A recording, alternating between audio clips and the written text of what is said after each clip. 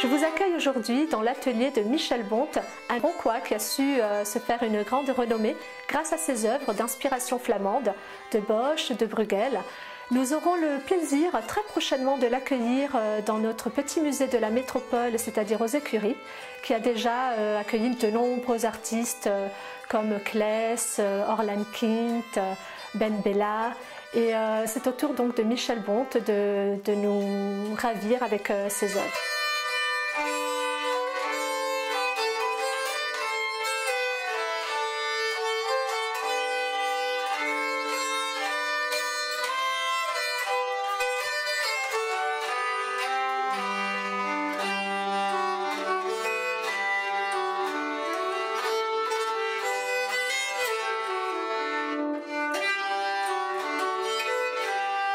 J'ai une formation de mécanicien, fait un hobby de la peinture.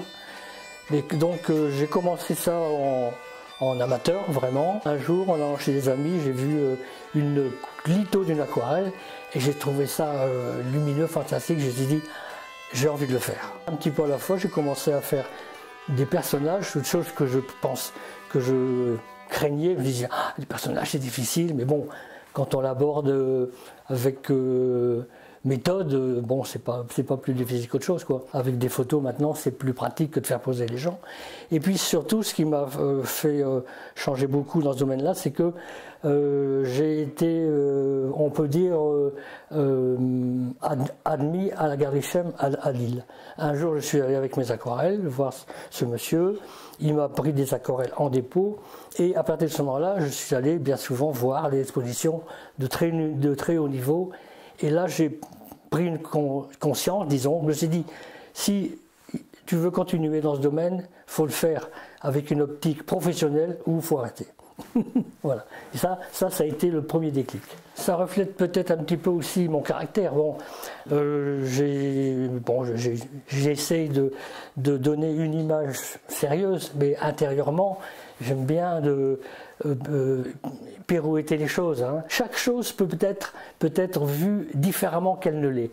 Et je pense que ce qui est important, surtout quand on fait un peu ce hobby, c'est d'essayer de voir les choses pas vraiment telles qu'elles sont, mais telles qu'elles pourraient être avec un esprit un peu fou, quoi. C'est ça qui est intéressant.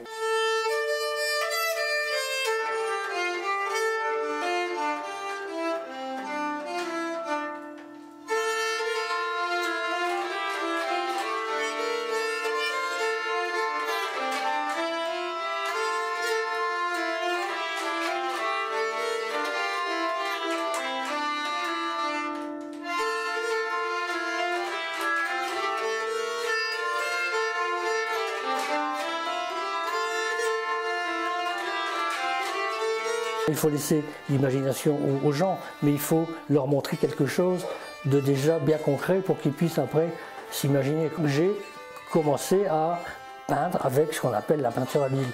Mais à l'époque, comme j'avais travaillé à l'aquarelle, donc des peintures très diluées, j'ai fait la même chose avec la peinture à l'huile, sur des fonds blancs.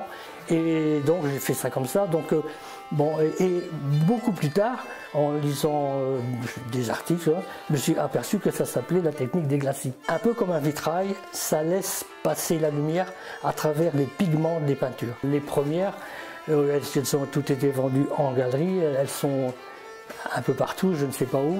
Mais donc dans celles qui seront exposées, il y en a certaines de la première époque, il y en aura 2, 3.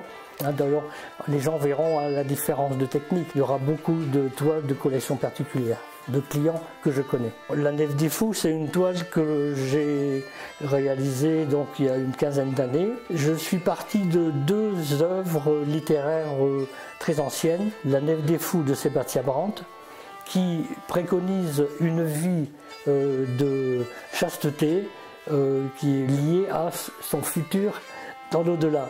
Et l'autre œuvre, c'est l'éloge de la folie de Erasme, qui lui, disons que est plutôt sur le rôle que de temps en temps, ça fait du bien de se faire plaisir.